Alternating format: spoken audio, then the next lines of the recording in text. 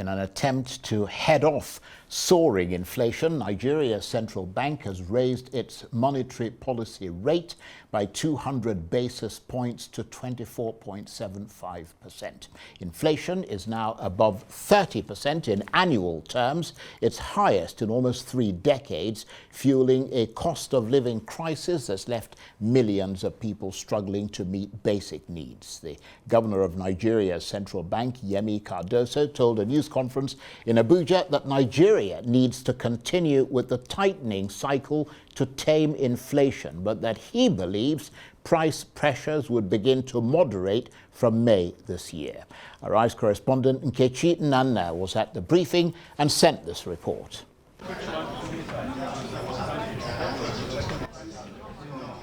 At the second Monetary Policy Committee meeting of 2024, Nigeria's central bank unveils a series of pivotal decisions, including raising interest rates for the second time in a matter of weeks to cool inflation. Decisions of the MPC. The committee's decisions are as follows. 1. Raise the MPR by 200 basis points to 24.75 from 22.75%. 2. Adjust the asymmetric corridor around the MPR at plus 100 to 300 basis points to minus 300 basis points. 3. Retain the cash reserve ratio of deposit money banks at 45%. 4. Adjust the cash reserve ratio of merchant banks from 10% to 14%. And 5. Retain the liquidity ratio at 30%.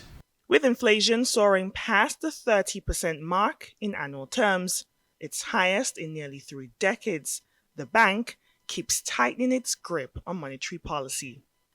Governor Alaje Cardoso highlights the committee's resolve to combat these price pressures, with expectations set for a moderation starting May. The considerations of the committee at this meeting focused on the current inflationary pressures and the need to anchor inflation expectations as well as ensure sustained exchange rate stability.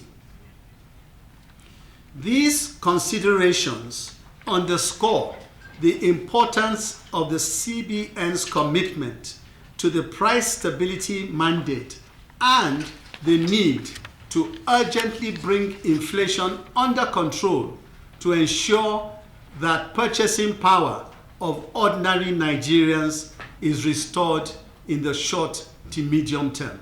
In addition to the interest rates, Governor Cardoso articulates the committee's broader economic strategy, underscoring the bank's stance on several key issues currently shaping Nigeria's economy.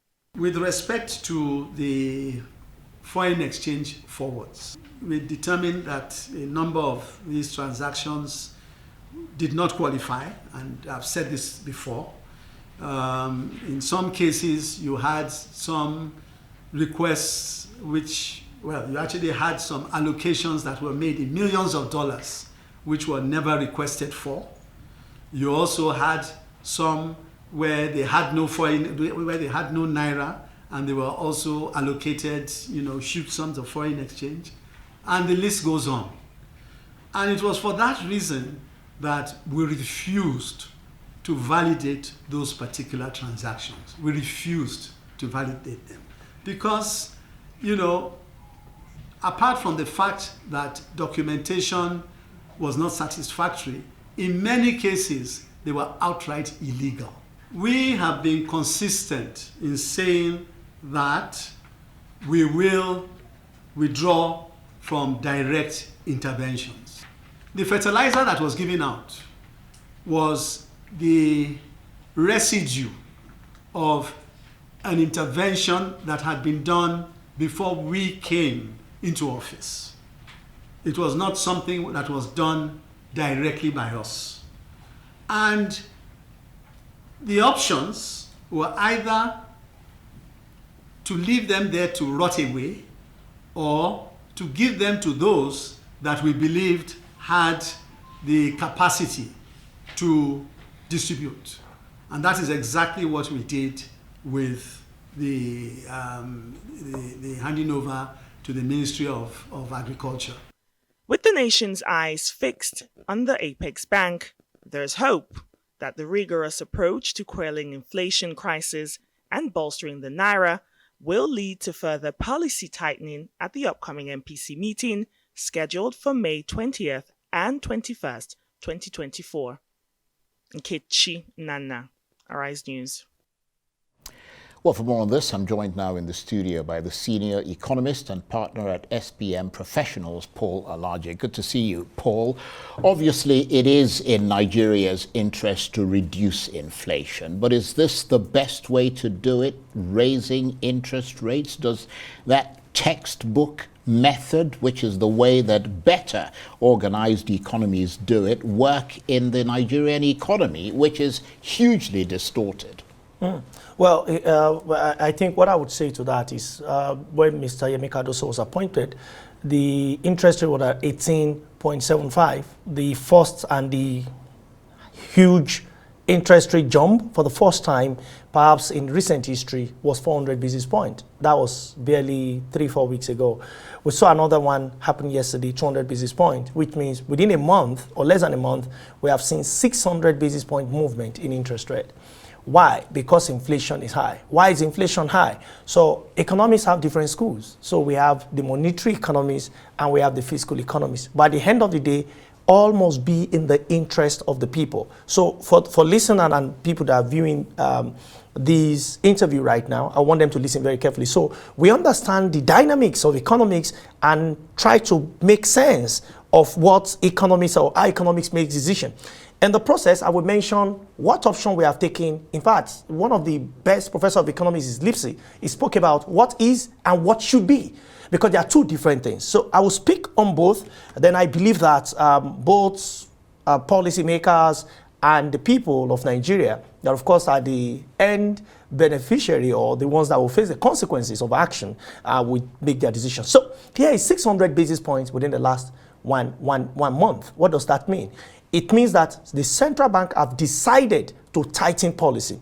Why? Because of money supply. So it is not just inflation that they think is the problem. They think money supply is so high, and money supply means too much money is chasing fewer goods. But in the real sense, if you check the report by the National Bureau of Statistics, it's revealed that food inflation has jumped by over 35%. That means, so we now need to query, what is the cause of food inflation? Is it because people have so much money and that everybody can throw any amount at food? No is the answer. The truth is that the reason why we have high food inflation is because there is high level of insecurity in our farms, and those that are farming are not able to go to their farm, and supply side disruption is perhaps very important. Now, to a monetarist economist, is not concerned about what is happening on farm.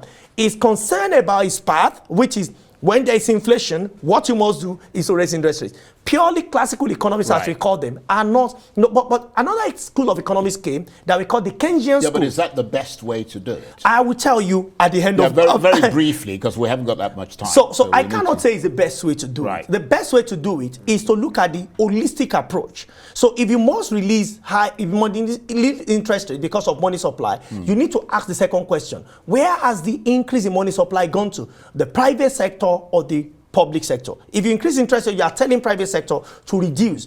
But what happens to the public sector? Now, I go back to National Bureau of Statistics. It's not just the private sector, because, I mean, interest rates are going up not just for businesses, but for the government as well. Government is going for government, but the question is, who will expand the economy, government or private sector? Where has the money supply gone to? Money supply has gone more into government, because FAC reveals that they are now paying ×3 of what they used to pay. Now, if you do that, why do you need, can government employ everybody? No. So when you increase interest rate by 600%, you are taking some decision you may not be aware of. Of course, the central bank says it's a trade-off effect, but in economics, it's a study of the least costs. Economics want to study the least cost, that is, make the the least, let the consequences be the smallest. But when you increase interest rates, there is high tendency that you crowd out investment. You may get some foreign investment coming at portfolio investment, never in this sector because cost of borrowing is high. 2, you will crowd out investment. You crowd out employment. 3, it will now become anti-growth policy. So basically GDP will not grow. It's not expected to grow with the 600 but it also points. will not grow if inflation continues to deepen. So if inflation reduces and people still don't have money to buy, we are still back to square one. So what is our real challenge? Our real challenge, which is recommendation we have given to government, is supply side. Boost food supply, boost manufacturing, boost export, and boost productivity. When you do this now, it is not because cost of good is going or government wants to pay people more money. The question is, when you are doing all of those, make sure it goes with productivity, then you don't have a challenge. The question is, what have we increased on? Have we increased food supply? So when we reduce money supply by increasing interest rates, but there's still no food, what will happen to price? So basically, we can forget about these moves helping to restore price stability, basically. This move helping to restore stability, we do some things to inflation. Right. But to bring inflation to what you used to know at about 8-9%, with this policy, it is not going to work. But you might see deflection coming back to 20, 25, 23, and all of those. But to really solve our real challenge, we have to have huge food supply. Right. We also must embrace manufacturing. And that will, of course, go beyond what central bank can do. It will now be what is fiscal authority doing in terms of making power available, providing security for the citizens, protecting life and property,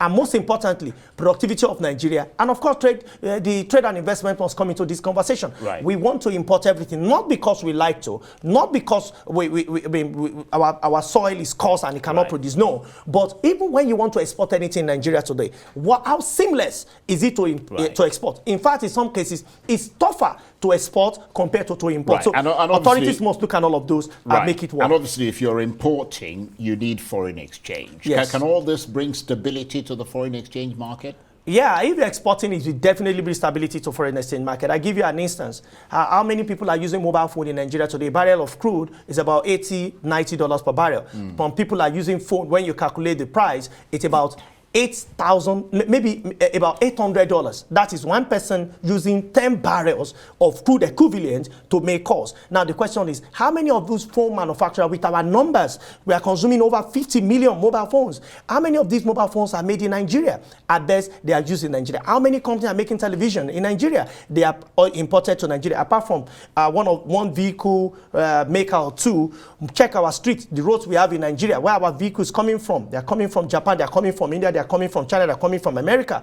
If all of this, when you just peep outside your window and you check the things we are consuming, you can predict our future, whether it's going to be great or it's going to be otherwise. The job is for you to build a nation. You must ensure that the capacity, productive capacity of that nation increase sporadically. We are not doing well in tourism, as we know, which of course would have given us about $13 billion. Tourism is virtually non-existent. It's not existing. So we don't have that. We are not doing well in manufacturing and a few other things. So making this policy does not mean it will not affect inflation at all. We're saying the consequences of this policy may be that. Yes, you will see some reduction, but it will not take us certainly to single-digit inflation. No, it will not work. We must combine this with viable fiscal policy. And what I expect Mr. President to do is to call these three men, the central bank governor, the coordinating minister of the economy and minister of finance, and most importantly, which we speak less of, the minister of trade and investment.